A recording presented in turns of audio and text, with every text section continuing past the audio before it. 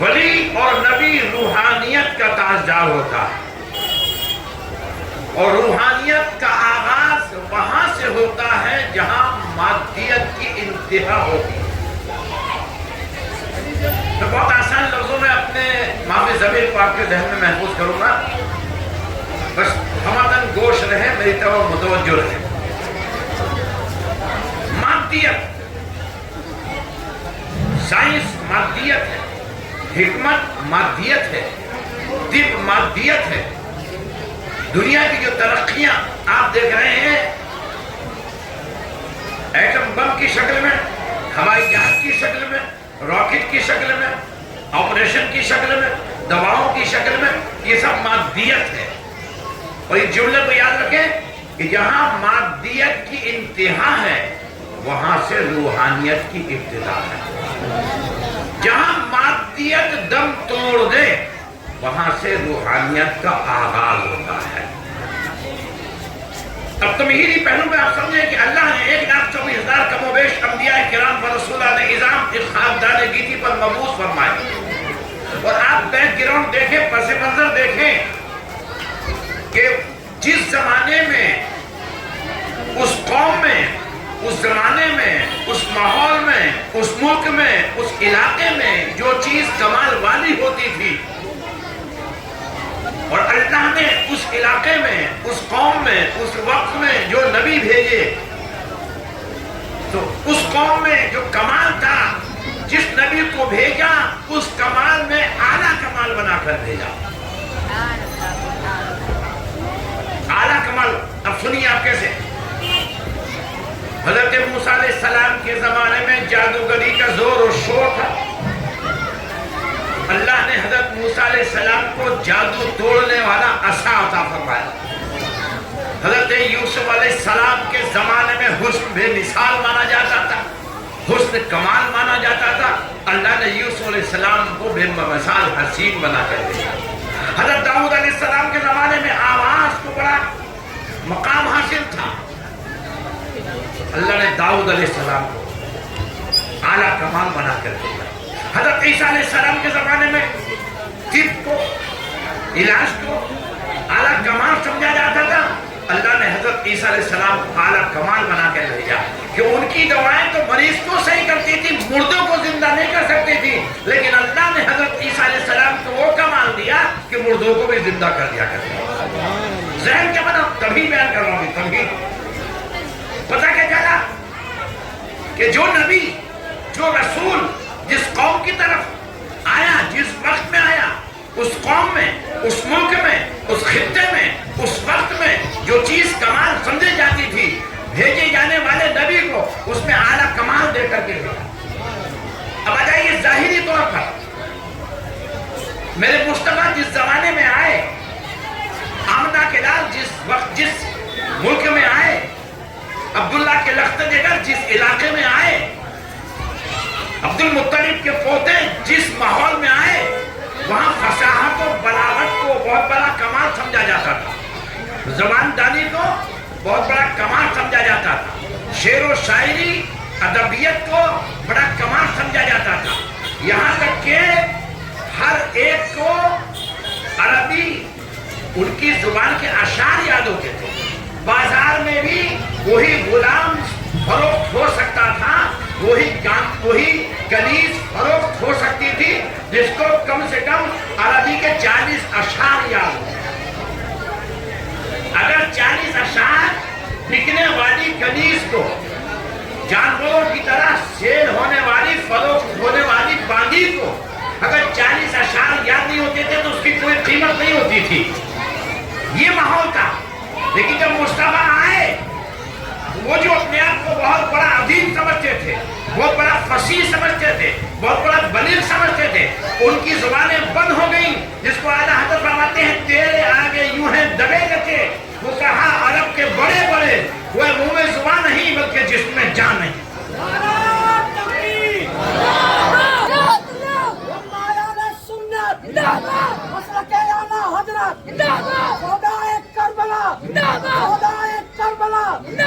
سنی جامع مسجد، جامع مسجد، تکبیر، رسالت۔ या अल्लाह माशाअल्लाह, जब यहाँ के बुढ़ों में इतनी ताकत है तो जवान में कितनी ताकत है। यहाँ के बूढ़ों में इतना जोश है तो जवान में कितना ताकत है।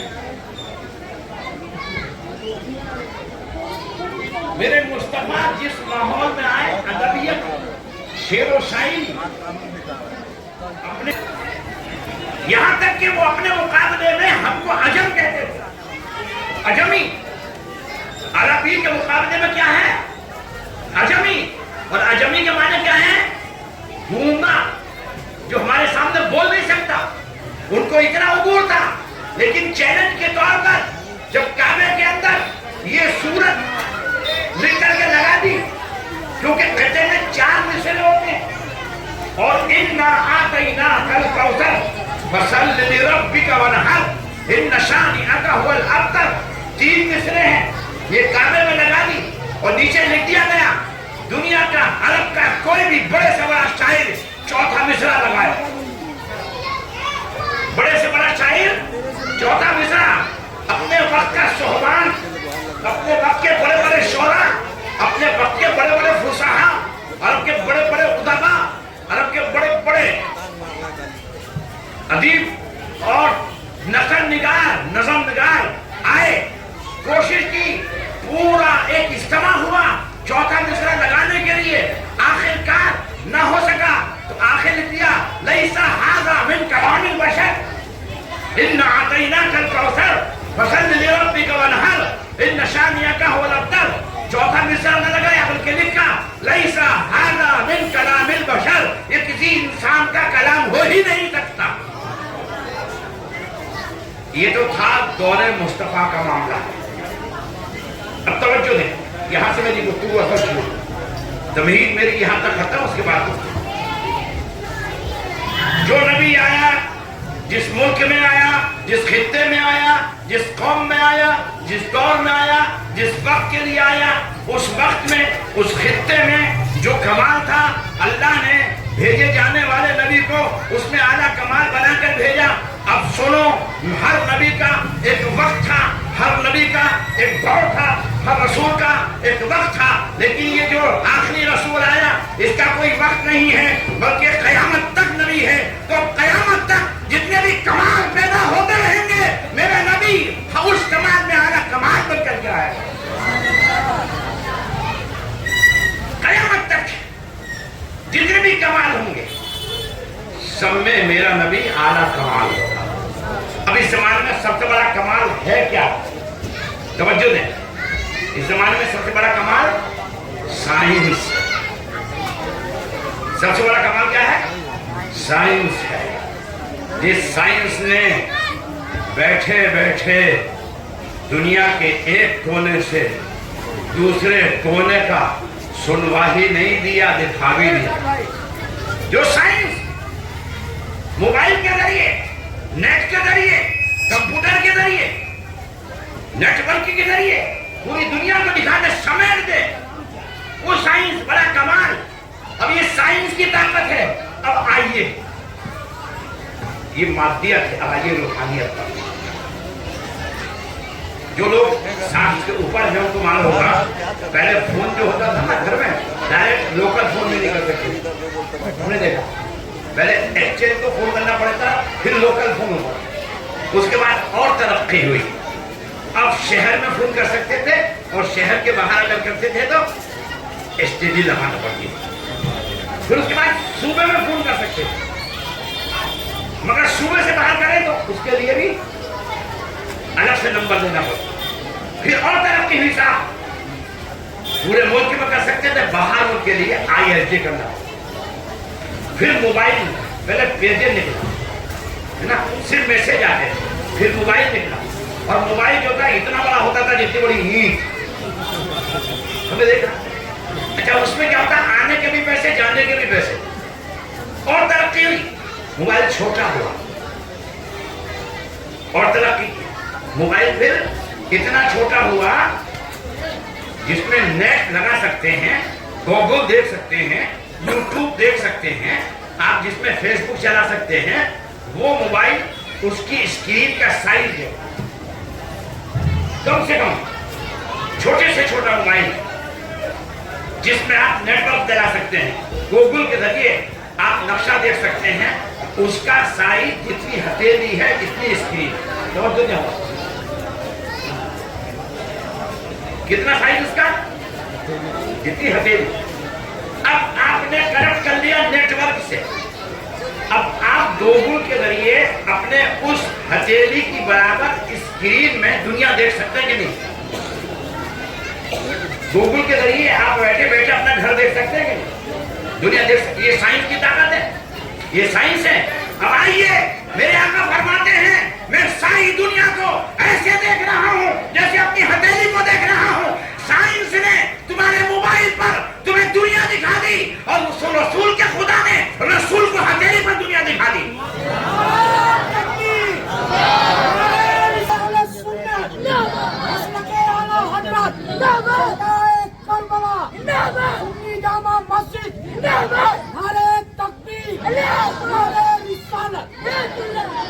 اپنے رسول کی طاقت کا انکار کرے, اتنا مطلب طور پر بیان کر کے آگے بڑھ جاتا ہوں. جو رسول ہے کہ رسول کچھ نہیں دیکھتے, اصل میں خدا کی قدرت کا انکار کر رہا. سائنس کی طاقت بڑی ہو, رسول کی بڑی نہ ہو, یہ کہاں سے؟ جب کہ مادیت دم توڑ دیتی ہے تو روحانیت شروع ہوتی ہے. ارے دنیا دیکھنے کے لیے گوگل میں موبائل کی ضرورت ہے, اور رسول کو دنیا دیکھنے کے لیے کسی آلے کی ضرورت نہیں, ہتھیلی میں دنیا دیکھ. اور میرے غور سے پاک فرما, کیونکہ یہ نبیوں کا تاجدار, وہ ولیوں کا تاجدار, وہ 12ویں والا, یہ 11ویں والا, وہ دین لانے والا, یہ دین جلانے والا. میرے غور سے فرماتے ہیں نظرت الى بلاد اللہ جمعا کخردلۃ علی حکم اتصالی. میں سارے اللہ کے شہروں کو, اللہ کے شہروں کو, بلاد اللہ کو ایسے دیکھ رہا ہوں جیسے اپنی ہتھیلی پر رائی کا دانہ دیکھ رہا ہوں. اب ظاہر میں, کیونکہ تشریح کرنا اتنا ضروری نہیں, لیکن اشارہ کرتا ہوں, ظاہر میں آدمی سوچے گا یار ہتھیلی بڑی ہوتی, رائی کا دانہ چھوٹا ہوتا, تو کیا ولی کا علم نبی سے زیادہ ہو گیا؟ آقا نے فرمایا میں دنیا کو ایسے دیکھ رہا ہوں جیسے ہتھیلی کو دیکھ رہا ہوں.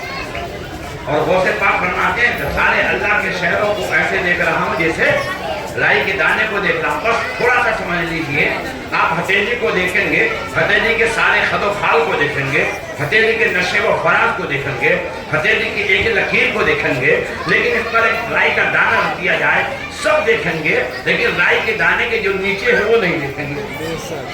غوث پاک کا یہی فرمان ہے, میں سب دیکھ رہا ہوں, لیکن رائی کے دانے کے نیچے جو چھپا ہوا ہے وہ میری نگاہ نہیں دیکھتی, وہ اگر دیکھتی ہے تو نبی کی نگاہ دیکھتی.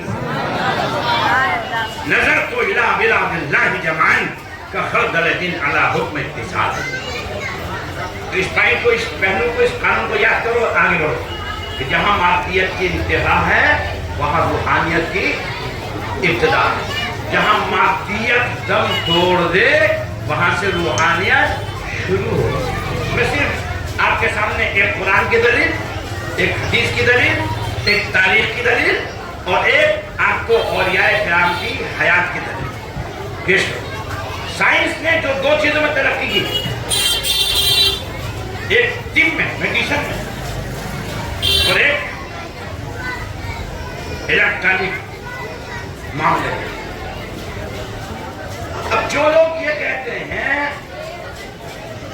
کہ آقا کو جسمانی معراج نہیں ہوئی, صرف خواب میں ہوئی, تو ان کو سائنس کا کلمہ پڑھ لینا چاہیے, کیونکہ سائنس کو اپنی سائنسی طاقت سے انسان کو چاند پر اور مریخ پر پہنچاتا ہوا نظر آ رہا ہے, اور رسول نہ جا سکے, جبکہ یہ مادیت ہے. چاند پر پہنچنا مادی طاقت ہے, مریخ میں پہنچنا مادی طاقت ہے, اور عرش اعظم سے آگے جانا یہ روحانی طاقت ہے. مادی طاقت جب چاند پر پہنچ سکتی ہے تو روحانی طاقت اس سے بھی آگے پہنچ سکتی ہے. میرے استاد مکرم حضرت علامہ مولانا نذیر اکرم نعیمی رحمۃ اللہ تعالی علیہ جس زمانے میں چاند پر گئے تھے, مسٹر آرمسٹرانگ بڑی دھوم دھام تھی، چاند پر گئے، انہوں نے ایک شعر لکھا تھا بڑا، مجھے یاد آ رہا اس طرح کہ چاند پر جانے والو مبارک تمہیں، چاند پر جانے والو مبارک تمہیں، چاند کی سرزمین پر پہنچنا مگر یہ وہی چاند ہے جس نے معراج میں پہلے چومے ہیں بدر دجا کے قدم۔ تو اب سوچو مادی طاقت کہاں پہنچی؟ منگل گرہ میں، نزدیک میں، یہ چاند سے بھی اوپر ہے۔ جو مادیت منگل گرہ میں پہنچ سکتی ہے تو روحانیت عرش اعظم کو لے۔ اور آگے بڑھیں، آئیے قرآن کی دلیل۔ اس سائنس نے بڑی ترقی کی ہے، بیٹھے بیٹھے دنیا کا سنوا دیا، مگر بغیر آلے کے نہیں سن سکتے۔ اچھا، یہ سائنس نے بڑی ترقی کی ہے، لیکن آج تک سائنس یہ نہیں بتا سکا کہ چیونٹی کیسی آواز نکالتی ہے۔ چیونٹی بھئی آپ نے گھر میں بیٹھے بیٹھے بھون بھون سنا تو آپ کے اندازہ لگا لے کتا، آپ نے ڈھینچو ڈھینچو ڈھینچو سنا، آپ کیا اندازہ لگا لے گدھا ہوتا ہے، آواز سے پہچان ہوتی ہے نا۔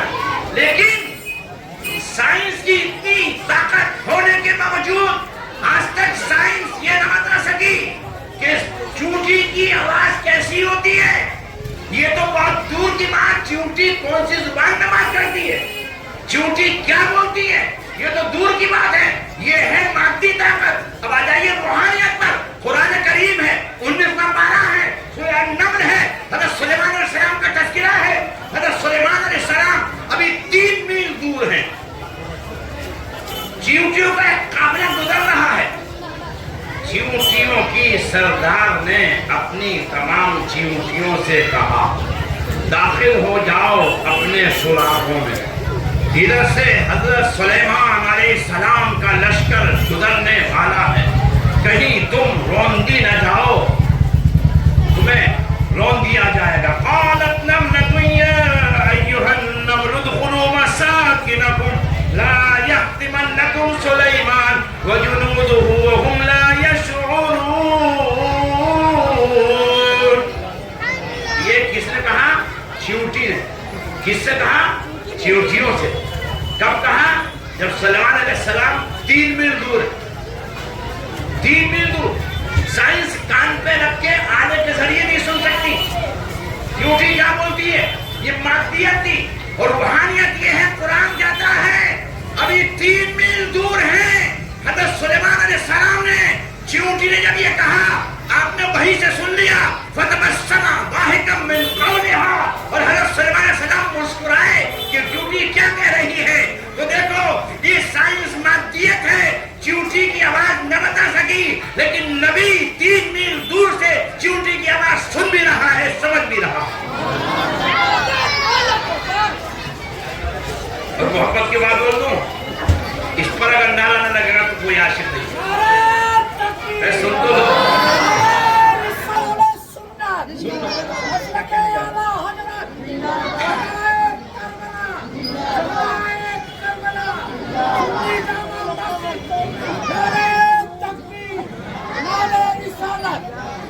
جملے پہ غور کریں آپ میرے۔ اللہ تعالیٰ حضرت سلیمان علیہ السلام کو 3 میل دور سے چیونٹی کی آواز سنوا سکتا ہے، تو اللہ اپنے رسول کو بمبئی انٹاپ ہل کے مسلمانوں کے سلام کی آواز مدینے والے کو کبھی نہیں سنوا سکتا؟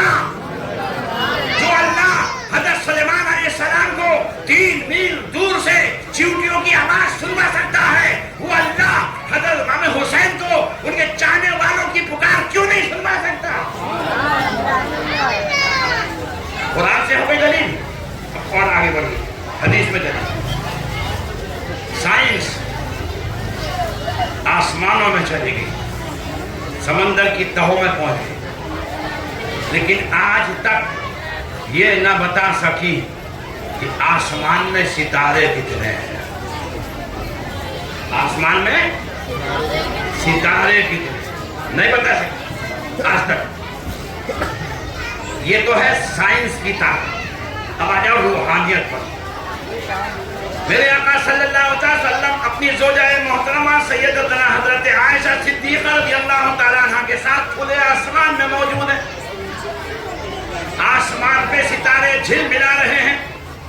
अचानक उम्मुल मोमिनीन हम सबकी मुक़द्दस माँ हज़रत आयशा सिद्दीक़ा रज़ियल्लाहु तआला अन्हा ने आसमान के सितारों को देखकर रसूल पाक की बारगाह में सवाल किया, या रसूल अल्लाह, आसमान में जितने सितारे हैं उतनी नेकियां किसकी हैं? समझ गए बात? आसमान में जितने सितारे हैं उतनी नेकियां किसकी? सवाल देखिए, सवाल एक है, जवाब दो है। पहले तो आसमान के सितारे गिनना पड़ेंगे, पहले आसमान के सितारे गिनना पड़ेंगे, फिर हर एक उम्मती की नेकियां गिनना पड़ेंगी, फिर मवाज़ना करना पड़ेगा, है ना? मैं कह लगूं कि इसमें औरतें ज्यादा हैं कि मर्द ज्यादा हैं, तो दोनों को गिनना जरूरी है ना। एक तरफ गिन करके तो आप अंदाजा लगा नहीं सकते। सवाल एक, जवाब दो। सवाल किया हज़रत आयशा ने, आसमान में जितने सितारे उतनी नेकियां किसकी हैं? तो सरकार ने जिब्रील का इंतजार नहीं किया, फौरन फरमा दिया, आसमान में जितने सितारे गिन लिया। कितने सितारे? आसमान में जितने सितारे हैं इतनी नेकियां मेरे उमर फारूक की। अब उमर फारूक की नेकियां भी गिनना पड़ेगी, और हर नेकी तो हुजूर के सामने की नहीं, हर नेकी तो आगे मस्जिद नबवी में की नहीं, नेकी छुप के भी की होगी। अच्छा, नेकी करने का नाम नहीं, नेकी सोचने का नाम भी है। नहीं भाई तुम बैठे बैठे ये सोच लो, एक काश मुझे अल्लाह दौलत दे तो मैं हज करूँ, किसी को बताया नहीं, एक काश मुझे अल्लाह पैसा दे तो मैं मस्जिद बनाऊंगा, सवाब मिला कि नहीं मिला? एक हदीस पाक है कि खुदा का एक बंदा जब अल्लाह की बारगाह में क़यामत के दिन पहुंचेगा तो अल्लाह फरमाएगा, ये हज का सवाब तेरे लिए, ये मस्जिद बनाने का सवाब तेरे लिए, गरीबों को खिलाने का सवाब तेरे लिए, यतीमों की कफालत का सवाब तेरे लिए, ये नेकी तेरे लिए, ये नेकी तेरी है, ये तूने हमें भेजी है। वो कहेगा, अल्लाह मैंने तो नहीं भेजी, मैंने तो हज नहीं किया, मैंने तो मस्जिद नहीं बनाई। अल्लाह फरमाएगा, किया नहीं था, सोचा तो था। अच्छा सोचो, अच्छा सोचो तो सोचने भी मिलेगी। अब हजरत उमर फारूक आजम ने सोचा भी होगा, पता ये चला मेरे रसूल ने पहले आसमान के सितारे गिने, फिर हजरत फारूक आजम का किया हुआ भी जान लिया, सोचा हुआ भी जान लिया, सब कुछ जान लिया। ये जाहिरी इल्म था जो आसमान के सितारे गिने, और ये बातिनी इल्म गैब था जो उनकी नेकियों को जान लिया। और समझा गए? तो हुजूर ने आसमान के सितारों की तादाद गिन ली ना गिन ली, लेकिन साइंस आज तक नहीं बता सका कि आसमान के सितारे कितने हैं। अब यहाँ पर एक तवज्जो और दे, कुछ मोहब्बत की बात कहते हैं कि मैं आगे बढ़ जाता हूँ। जब इतना जवाब हजरत आयशा ने सुना कि जितने आसमान के सितारे हैं इतनी नेकियां उमर फारूक आजम की हैं, तो आप थोड़ी गमज़दा हुई, थोड़ा चेहरा उतर गया, थोड़ा मुलूले खातिर हुई। हुजूर ने पूछा, ए हुमैरा क्या हुआ, ए आयशा क्या हुआ, गमज़दा क्यों हुई? अर्ज़ किया, सरकार आपसे सबसे करीब अगर कोई है तो मेरे वालिद सिद्दीक़ अकबर है, वो आपके हमेशा के साथी है, वो आपके मक्के के साथी, वो आपके मदीने के साथी, वो आपके हजर के साथी, वो आपके सफर के साथी, वो आपके खार के साथी, वो आपके हर जगह के साथी। मैं तो समझ रही थी इतनी नेकियां मेरे वालिद अबू बकर सिद्दीक की होगी। तो जो है सुनिए पॉइंट, तो मेरे हुजूर ने, मेरे आका ने, मदीने वाले सरकार ने इतना सुनकर इरशाद फरमाया, ए आयशा, मेरे सिद्दीक की एक नेकी ऐसी है जिस पर उमर फारूक की जिंदगी की सारी नेकियां कुर्बान। وہ کون سی نیکی ہے؟ عائشہ جاننا چاہتی وہ کون سی نیکی ہے؟ ہاں سرکار بتائیے کون سی ایسی نیکی ہے میرے والد کی کہ عمر فاروق اعظم کی نمازیں قربان، روزے قربان، تسبیح قربان، تلاوت قربان، سجدے قربان، رکوع قربان، تلاوت و عبادت قربان، وہ کون سی نیکی ہے؟ ذرا ذہن کو حاضر کر کے سوچو کون سی نیکی ہوگی جس پر سب کچھ قربان؟ وہ کون سی نیکی؟ کہا میرے آقا نے فرمایا جب میں جا رہا تھا مدینہ مکے سے مدینہ اور ایک غار میں جا کے ہم غار ثور میں جا کے چھپے تھے اور اس غار کے تمام کوڑے کرکٹ کو نکال کر حضرت صدیق اکبر نے میرے یار نے اس کو صاف کر کے اس کے اندر جو مجھے بلایا تھا اور وہاں بلا کر کے اپنے کپڑوں سے سوراخوں کو بند کیا تھا اور وہاں بلا کر کے مجھے آرام کرایا تھا، وہ نیکی عمر فاروق اعظم کی تمام نیکیوں پر بھاری ہے۔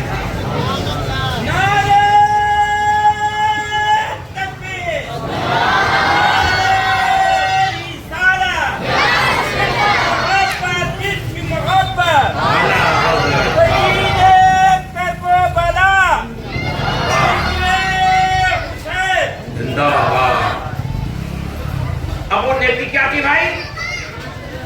غار کو صاف کر مصطفیٰ کو بلانا، اس نیکی پر سجدے قربان، عمر فاروق اعظم کی تلاوت قرآن قربان، فاروق اعظم کے سجدے قربان، فاروق اعظم کا سب کچھ قربان۔ پتہ یہ چلا جو خدا کے لیے کیا تھا نبی کے لیے جو کیا ہے وہ سب کچھ قربان۔ اے میرے پیارے سنی عاشقوں مسلمانوں، سنو سنو، نماز بے شک افضل العبادات ہے، نماز بے شک اہم الفرائض ہے، بے شک تلاوت جو ہے وہ افضل العبادات ہے، بے شک نیکیاں سجدے خدا کی پسندیدہ ہیں، لیکن جو اپنے نبی کی محفل، اپنے نبی کے ذکر کرنے کے لیے محفل سجاتا ہے، خدا کے کرم سے وہ نیکی بڑی اعلیٰ ہے، کیونکہ حضرت صدیق اکبر نے وہاں کوئی سجدے نہیں کیے تھے، نبی کے لیے غار کو صاف کر کے نبی کو بلایا تھا،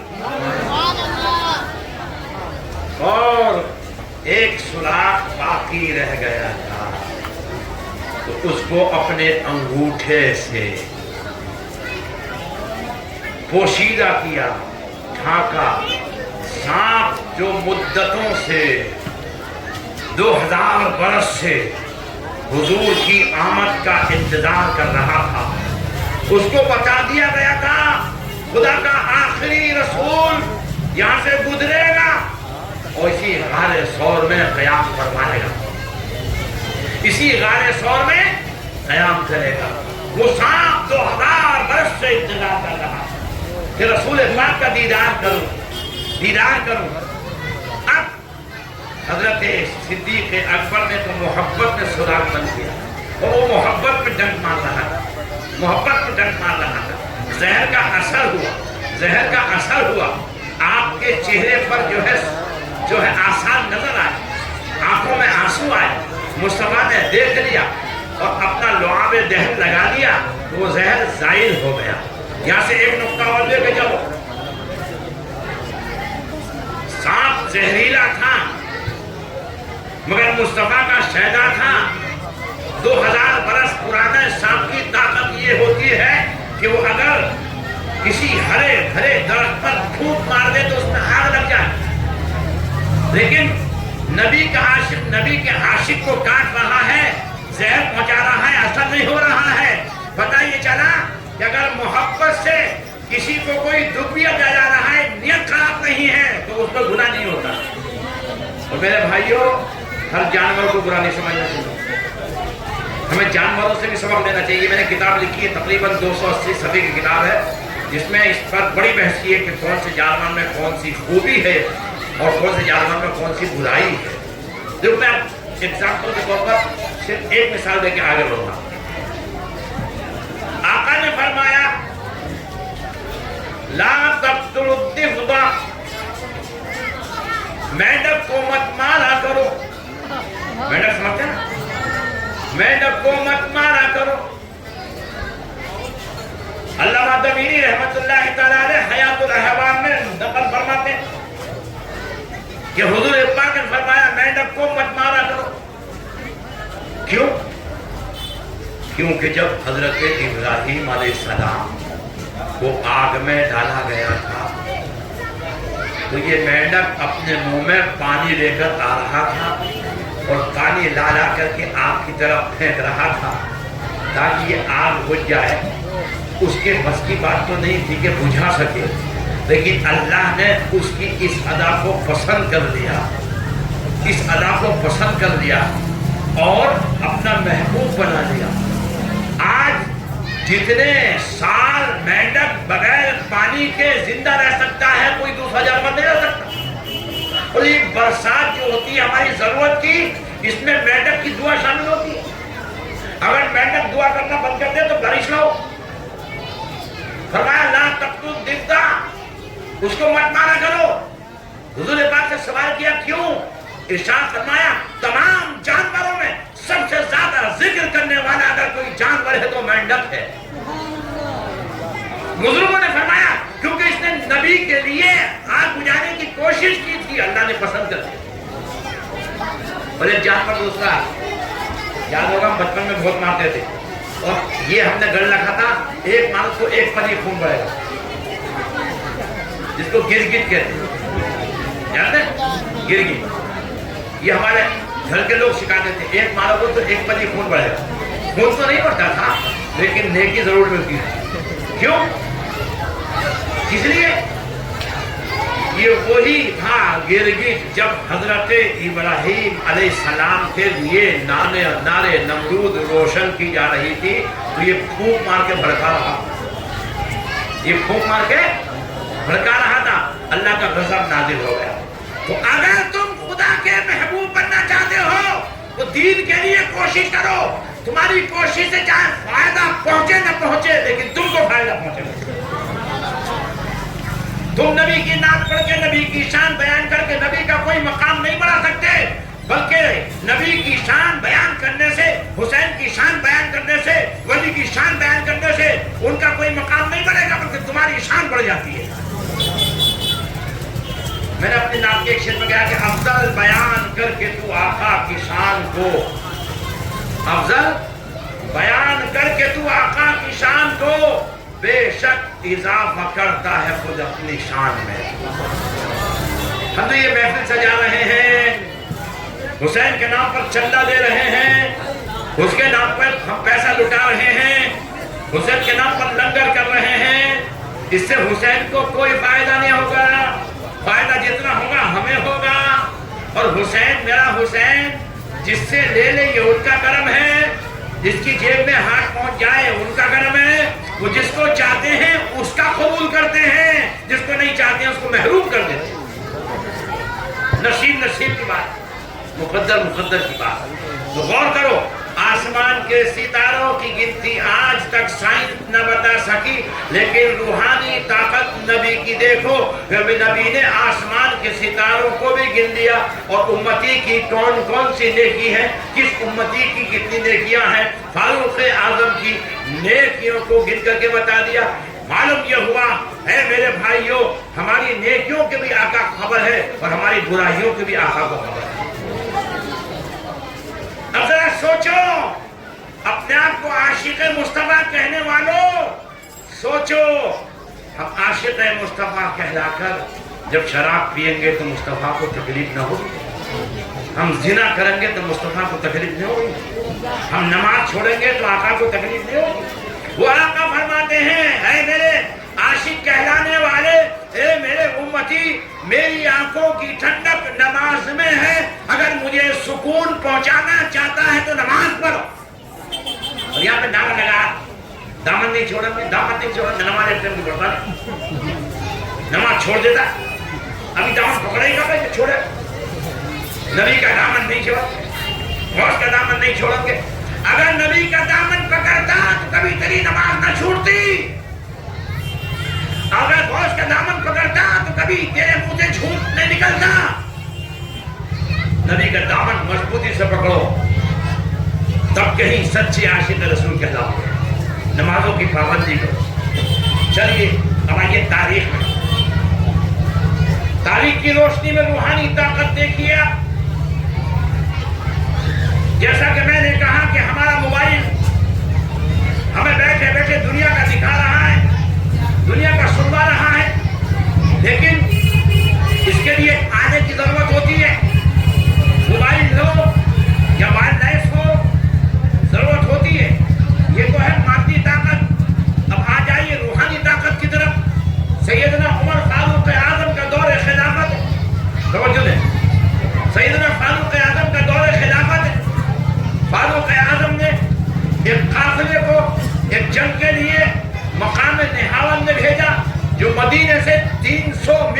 دور ہے. اور اس قافلے کا سپہ سلام حضرت ساریہ کو بنا کر دے.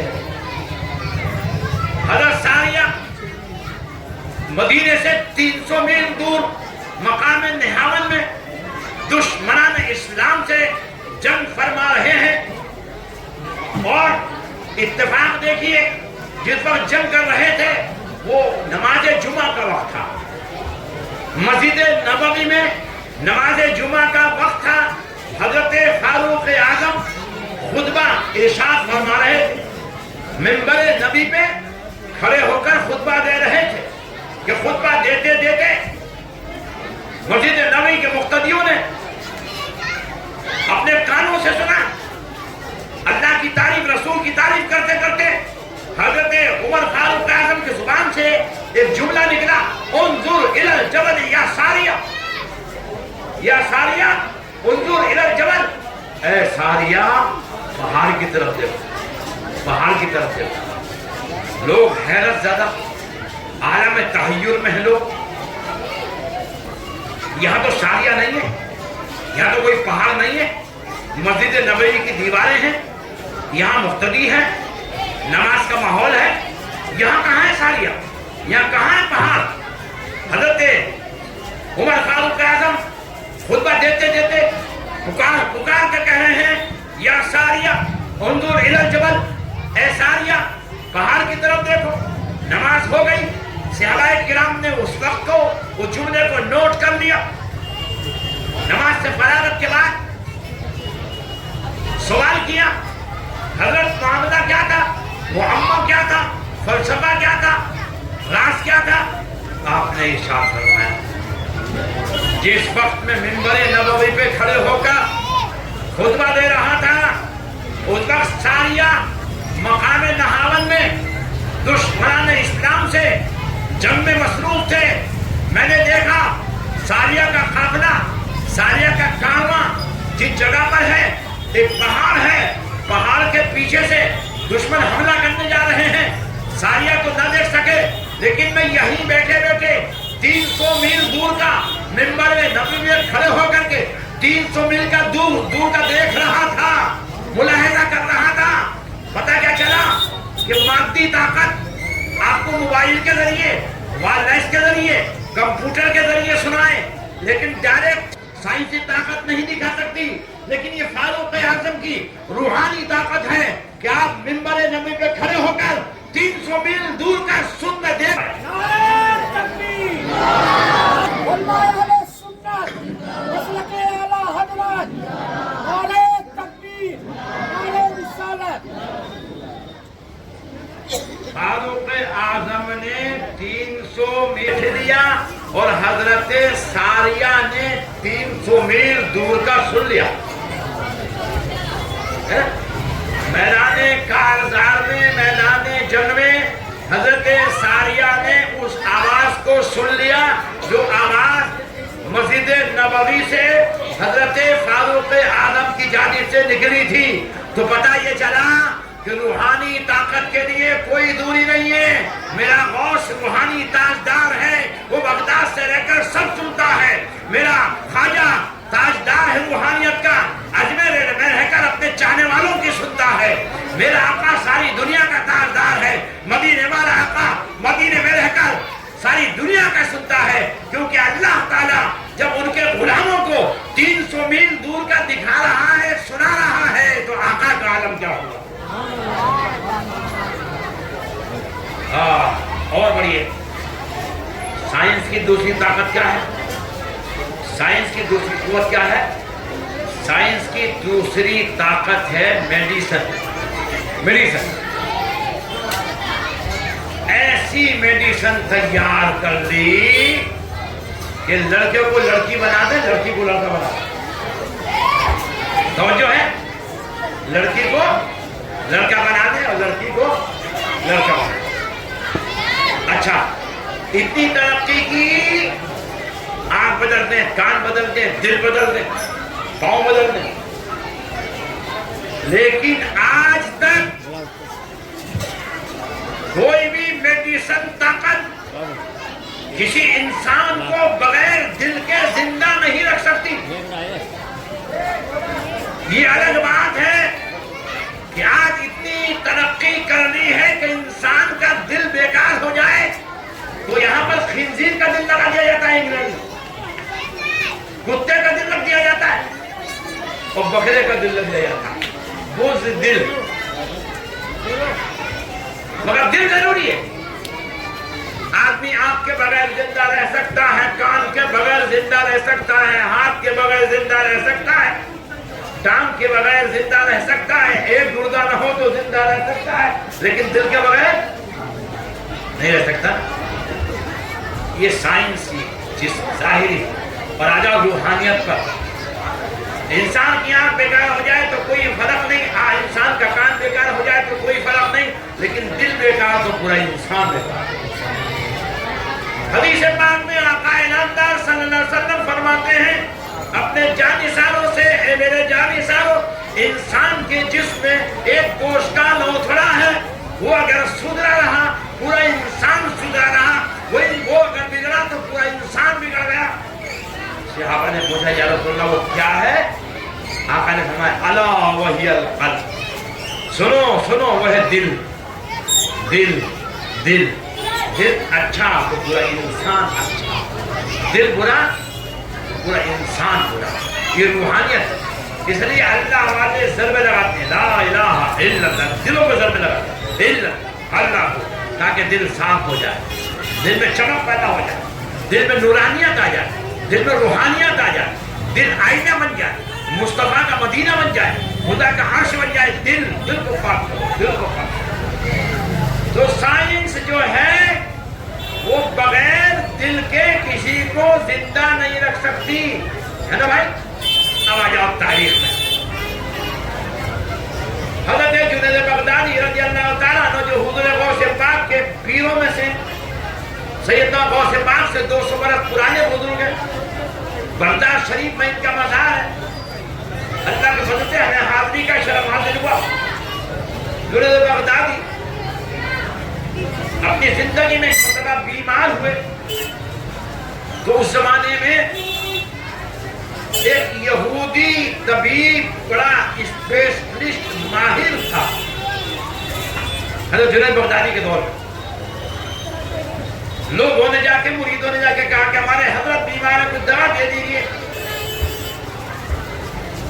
طبیب نے کہا کہ میں پہلے ان کی تشخیص کروں گا۔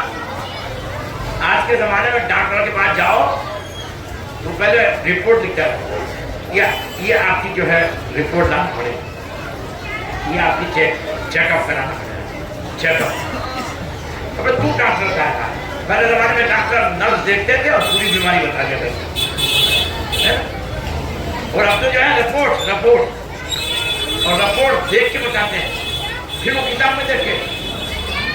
پہلے جو ہے حکیم کے پاس پہنچ گئے تو بتانے کی ضرورت نہیں تھی، میں اپنا تجربہ بتاؤں، آپ ڈاکٹر کے پاس پہنچاؤ تو ڈاکٹر پوچھے گا کیا بیماری ہے، ڈاکٹر پوچھے گا کیا بیماری، اور ڈاکٹر ہوئے تو ڈاکٹر نہ ہو۔ تو پہلے کیا کرتے تھے حکیم اور ڈاکٹر، جو میری عمر کے لوگ ہیں وہ جانتے ہوں گے، صبح کا پیشاب منگاتے تھے، اس کو بولتے ہیں قارورہ۔ یہ پرانا تشخیص کا طریقہ تھا قارورہ۔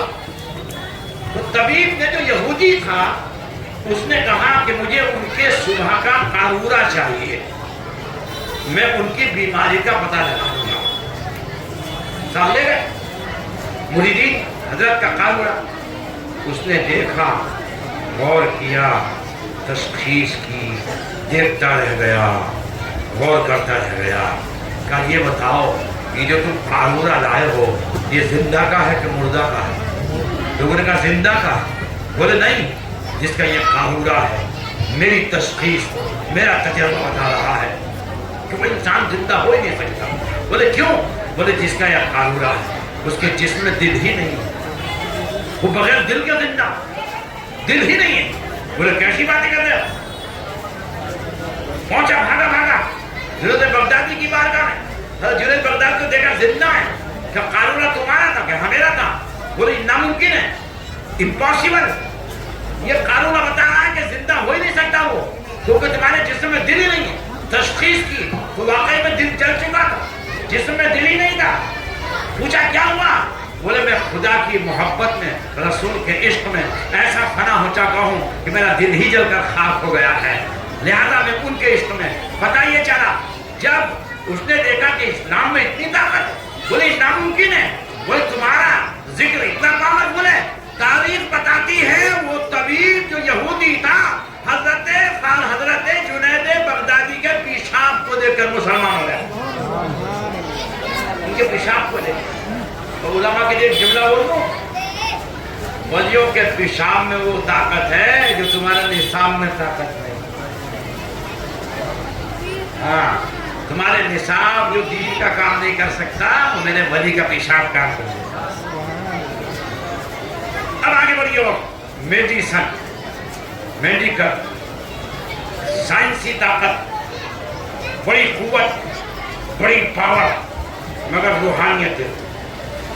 سائنس نے اتنی ترقی کی ہے کہ آپ کی شکل بدل دے، آپ کا جنس بدل دے، لڑکی کو لڑکا بنا دے، لڑکے کو لڑکی بنا دے، آپ کی سرجری، پلاسٹک کی سرجری کر کے چہرہ بدل دے، ہے نا یہ؟ اور اس کے لیے آپریشن تھیٹر میں جانا پڑے گا، ڈاکٹروں کو محنت کرنا پڑے گا۔ یہ تھی مادی طاقت۔ اب آئیے بس دو جھلکیاں دیکھ لیں، روحانی طاقت، روحانی طاقت، روحانیت۔ دہلی کی سرزمین میں پہنچی ہے، دہلی میں بہت سے بزرگان دین ہیں، وہاں ایک بزرگ ہے حضرت خواجہ باقی باللہ، کیا نام ہے؟ نقشبندی سلسلے کے بزرگ حضرت خواجہ باقی باللہ، جو حضرت شیخ احمد مجدد الفسانی کے پیر ہیں، خواجہ باقی باللہ۔ سنیے آپ، ان کی خانقاہ کا لنگر جاری رہتا تھا، اللہ والوں کا حالت یہ ہوتا تھا ادھر سے آیا ادھر کو دیا۔ اور میں آپ کو ایک جملے میں بتا دوں خدا والی کی پہچان، شروع کی منزل، پہلی منزل، اللہ والا کبھی طمع نہیں کرتا، اور کوئی اگر جائز طریقے دے سے منع نہیں کرتا، اور مل جائے تو پھر وہ کبھی جمع نہیں کرتا۔ سمجھے؟ اللہ والوں کی خانقاہوں میں لنگر جاری رہتا تھا۔ حضرت خواجہ نظام الدین کی بارگاہ میں روزانہ 40 من کو نمک خرچ ہوتا، ایسا لنگر جاری تھا، اور اپنے کھائیں غیر کھائیں، یہ پہچان آج ہم نے ختم کر دی۔ ہمارا اسلام لنگر سے بھی پھیلا ہے، ہر بھوکا آتا تھا وہ شکم سیر ہو کے جاتا تھا، پیاسا آتا تھا سیراب ہو کے جاتا تھا۔ آج جس کو سکھ قوم نے اپنا لیا، آپ دلی میں چلے جاؤ، ہر وقت ان کا بھنڈارا رہتا، اپنا کھائے کے رہتا۔ یہ طریقہ ہمارا تھا، لنگر کھلاؤ، غریبوں کو کھلاؤ، بھوکوں کو کھلاؤ، ضرورت مندوں کی ضرورت پوری کرو، اسلام کا صدقہ یہ۔ اور اس میں مت دیکھو کہ کون سے مذہب کا ہے، سب کو کھلاؤ، یہ بزرگوں کا طریقہ تھا۔ حضرت خواجہ باقی باللہ کے لنگر خانے میں لنگر جاری رہتا تھا، جب تک پورے مہمان شکم سیر نہ ہو جاتے تھے تو آپ لنگر خانے سے نہ جاتے تھے۔ ایک دن ایسا ہوا پورے مہمانوں نے کھانا کھا لیا، اور آپ فارغ ہونے کے بعد اپنے حجرہ عبادت میں چلے گئے۔ حجرہ عبادت میں جا کے عبادت کرنے لگے تو دو مہمان اچانک آپ کے جانے کے بعد لنگر خانے میں آئے۔ باورچی نے دیکھا اور سوچا، اور یہ کہنے لگا کہ آج تک اس دربار میں آنے والا کبھی بھوکا نہیں سویا۔ یہ مہمان میرے خواجہ باقی باللہ کے ہیں، اس کے حصے کا، اس کی بیوی کے حصے کا جو کھانا تھا، انہوں نے اپنے دونوں کھانوں کو دونوں مہمانوں کو کھلا دیا۔ صبح کو جب حضرت خواجہ باقی باللہ حجرہ عبادت سے باہر آئے، وہ اپنے دربار میں دو مہمانوں کو دیکھا اور حیرت زدہ ہو کر پوچھا، جب میں حجرہ عبادت میں گیا تھا تب تو یہ مہمان نہیں تھے۔ باورچی سے پوچھا کب آئے؟ تو حضور آپ کے جانے کے بعد آئے۔ بولے کھانا تو ختم ہو چکا تھا، کہاں سے کھایا؟ تو حضور میں نے اپنے بیوی کا کھانا کھلا دیا۔ حضرت خواجہ باقی باللہ فرمانے لگے، ہم تم سے خوش ہوئے کیونکہ تم نے ہمارے مہمانوں کو شکم سیر کیا۔ اے میرے مرید، مانگنے کیا مانگتا ہے؟ میں آپ کو کسی ناول کی بات نہیں، تاریخ کی بات بتا رہا ہوں۔ کیا فرمایا اللہ کے ولی نے؟ مانگ لے، کیا مانگتا ہے؟ یہ کون کہے گا؟ اس کے پاس پاور ہو، وہی کہے گا جس کے پاس طاقت ہوگی۔ مانگ لے کیا مانگتا ہے؟ اب اگر آپ کے پاس آسمان سے کوئی فرشتہ آ کر کہنے لگے خدا نے مجھے بھیجا ہے، مانگ لے کیا مانگتا ہے؟ تو سب سے مہنگی کار مانگیں گے، بمبئی میں سب کا بہنا بنگلہ مانگیں گے۔ ہمارا تو یہی مانگ ہے نا، اللہ اللہ۔ مرید ہو تو ایسا ہو، مرید ہونے کا سچا مطلب بتا دیا باورچی نے۔ اگر باورچی کہتا حضور مجھے سونے کی نیچے گرا دو تو دے دیتے، اگر باورچی کہتا سرکار مجھے بڑی بلڈنگ میرے لیے بنا دو تو بنا دیتے، کیونکہ اللہ والے تھے۔ فرمایا مانگ لے کیا مانگتا ہے؟ آزادی کے طور پر فرمایا مانگ لے کیا مانگتا ہے؟ لیکن مرید ہو تو ایسا کہ حضور کچھ نہیں چاہیے، بس اپنے جیسا رنگ میں رنگ دیجیے اور اپنی صورت مجھے عطا فرما دیجیے، اپنی شکل مجھے عطا فرما دیجیے۔ آپ نے فرمایا برداشت نہ کر سکو گے؟ بولے حضور برداشت کرو نہ کرو، میں آپ کا چہرہ لینا چاہتا ہوں، آپ کی صورت لینا چاہتا ہوں، آپ کا رنگ لینا چاہتا ہوں، آپ کا ڈھنگ لینا چاہتا ہوں، میں آپ کا اوتار بننا چاہتا ہوں، میں آپ کی صورت لینا چاہتا ہوں۔ آپ نے فرمایا ٹھیک۔ دنیا نے دیکھا حضرت خواجہ باقی باللہ ہاتھ پکڑ کر کمرے میں لے گئے، کمرہ بند ہوا، نظر ڈالی، جب کمرہ کھولا گیا اور دو باہر آئے تو کوئی پہچاننے والا پہچان کر یہ کہنے والا نہیں تھا اس میں باورچی کون ہے؟ خواجہ باقی باللہ کا۔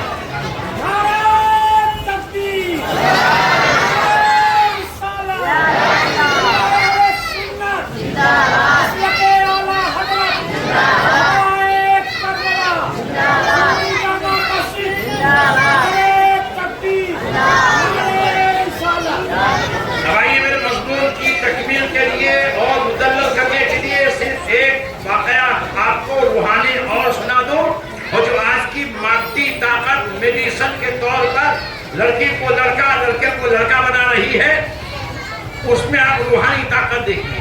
یہ ہے میرے غوث پاک شیخ عبد القادر جیلانی۔ ایک عورت آتی ہے، سرکار میرے یہاں لڑکی ہی لڑکیاں ہیں، لڑکا کوئی نہیں۔ شوہر نے وارننگ دے دی ہے اگر لڑکا نہ ہوا تو مجھے طلاق دے دو۔ سرکار میں بڑی پریشان ہوں، میں بڑی دکھی ہوں، بڑی خوف زدہ ہوں۔ آپ نے فرمایا جا، ہم نے دعا کر دی تیرے لڑکا ہی ہوگا۔ یقین ہو گیا۔ وقت کے پیر نے غوث اعظم نے کہا لیکن جب ولادت ہوئی تو لڑکی ہوئی۔ غوث پاک نے فرمایا تھا لڑکا ہوگا، جب ولادت ہوئی تو لڑکی ہوئی۔ وہ لے کر کے آئے غوث پاک کی بارگاہ میں، سرکار آپ نے تو فرمایا لڑکی ہوگی لڑکا ہوگا، یہ تو لڑکی ہوئی۔ آپ نے فرمایا دو، مجھے دو دکھاؤ۔ اپنی لڑکی کو میرے غوث پاک کی بارگاہ میں ان کے ہاتھوں میں دیا۔ غوث پاک نے دیکھ کر کہا کہاں ہے یہ لڑکی؟ یہ تو لڑکا ہی ہے۔ کہاں ہے یہ لڑکی؟ یہ تو لڑکا ہی ہے۔ کہاں ہے یہ لڑکی؟ یہ تو لڑکا ہی ہے۔ جب اس عورت نے واپس دیا تھا تو اس وقت جب دیا تھا تو لڑکی تھی، اور جب غوث پاک نے واپس دیا جو لڑکی تھی وہ لڑکا بن گیا۔ تو بس آج یہی عقیدہ لے کے چلو، دنیا کتنی بھی ترقی کر لے، کتنا بھی کمال حاصل کر لے، لیکن وہ میرے نبی سے اعلیٰ کمال نہیں ہو سکتا۔ کیونکہ نبی اپنے وقت میں، جس وقت میں وہ نبی اور رسول ہوتا ہے، ہر فن میں اعلیٰ فن ہوتا ہے، ہر کمال میں اعلیٰ کمال ہوتا ہے۔ دنیا میں کتنی ہی طاقت کیوں نہ ہو جائے، لیکن میرے نبی کے قدموں کے خاک کی برابر بھی نہیں ہے، کیونکہ نبی ہر اعتبار سے افضل ہوتا ہے، حسب کے اعتبار سے افضل، نسب کے اعتبار سے افضل، ذات کے اعتبار سے افضل، صفات کے اعتبار سے افضل، پاور کے اعتبار سے افضل، طاقت کے اعتبار سے افضل، قوت کے اعتبار سے افضل، ہر اعتبار سے نبی افضل ہوتا ہے۔ اس لیے تو بریلی کے شہنشاہ نے، بریلی کے تاجدار نے عقیدہ دیا کہ سب سے اولا و اعلیٰ ہمارا نبی، سب سے بالا و والا ہمارا نبی، اپنے مولا کا پیارا ہمارا نبی، دونوں عالم کا دولہ ہمارا نبی، خلق سے اولیاء، اولیاء سے رسول اور رسولوں سے اعلیٰ ہمارا نبی۔ وآخر دعوانا الحمدللہ رب العالمین۔ السلام علیکم۔